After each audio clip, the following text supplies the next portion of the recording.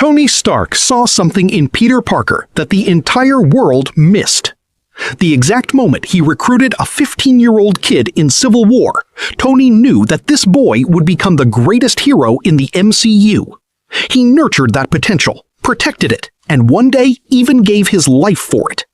And now, in Secret Wars, we are about to see just how right Tony was. But as powerful as that moment will be, it will be equally heartbreaking, because Peter Parker will have to face Doctor Doom, and Doom will wear the face of Tony Stark. Today, friends, we are going to break down this entire journey from Civil War to Secret Wars.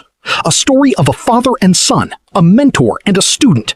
A tale of an ultimate test where Peter will have to look at the face of his deceased mentor inside a monster. The first step from Queens to the airport. So if you are ready, let's go back to that day when the Avengers were tearing apart. Steve and Tony had become enemies, and in the midst of all this chaos, Tony did something no one expected. He went to Queens, to a 15-year-old kid, a kid who went to school by day and caught thieves in a homemade suit by night. Natasha thought Tony had lost his mind. Steve Rogers straight up said, "Don't bring a kid into this war."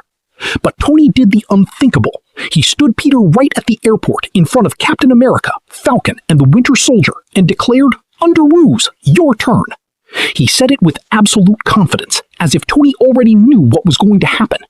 Peter caught Cap's shield mid-air, stopped Falcon, and went toe-to-toe with Steve Rogers, with just 6 months of experience. And after the battle, Steve Rogers, the very same Steve who thought bringing Peter was completely wrong, admitted, "You got heart, kid. Where are you from?" Queens. 2 different people, 2 different ideologies, but the exact same result.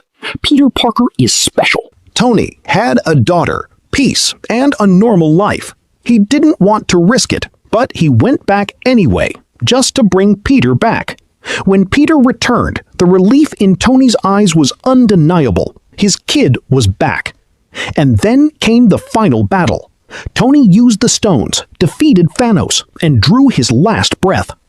Peter cried, "We won, Mr. Stark! We won!" But Tony was gone. Peter lost his father figure, the one man who believed in Peter Parker before the rest of the world did. No Way Home, the lone hero. Peter's story didn't end with Endgame. It got even harder. In No Way Home, Peter's entire world was shattered. His identity was revealed, Aunt May was killed, and MJ and Ned couldn't go to college because of him. Tony wasn't there. Strange didn't handhold him, and the Avengers were nowhere to be found. For the first time in his life, Peter was truly alone, and he did what only a matured hero could do. He told Strange, "Cast a spell so that everyone forgets who Peter Parker is. Let everyone forget that I am Spider-Man." MJ forgot. Ned forgot. Happy forgot. Everyone forgot. Peter went back to a homemade suit, a tiny apartment, no one to call, no support system, and 0 tech. But friends, this was the exact moment Peter truly became Spider-Man, on his own terms, by his own strength. Every lesson Tony taught, every test, every ounce of pain paid off. The training wheels were off forever. Secret Wars, the ultimate psychological test. And now comes the twist that the entire Marvel community is buzzing about. Robert Downey Jr. is returning to the MCU, but not as Tony Stark. He is coming back as Doctor Doom. The same face, the same voice, the same eyes, but inside a completely different person, a villain, a monster. Imagine putting yourself in Peter's shoes. You watched Tony die in your arms. You lived with that trauma for years. You built yourself up as a lone hero, and suddenly you see your mentor's face on a ruthless villain. Could you throw a punch at that face? This isn't just a superhero fight, friends. This is the greatest psychological test of Peter Parker's life. And knowingly or unknowingly, Tony trained Peter for this exact moment. If you're nothing without it, you shouldn't have it. Peter has evolved past the suit and the tech. Now he must rise above his own emotions. If you were in Peter's place, would you be able to strike your mentor's face? Wait